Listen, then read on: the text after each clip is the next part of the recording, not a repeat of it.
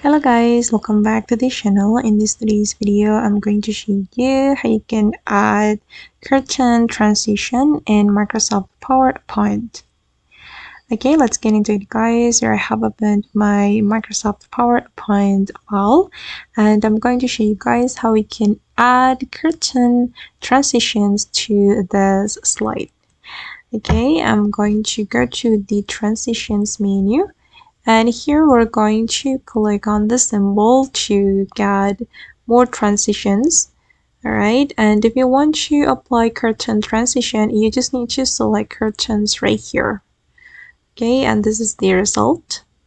And if you want to apply this curtain transitions to all your clips, to all your slides, you just need to click on apply to all. Alright, and now the curtain transition has been applied to all the slides. Okay, now it's time to check it guys. I'm going to play it. Okay, this is how the curtain transition looks like. That's so cool, right? Okay guys, and that's all the way to add curtain transition in Microsoft PowerPoint.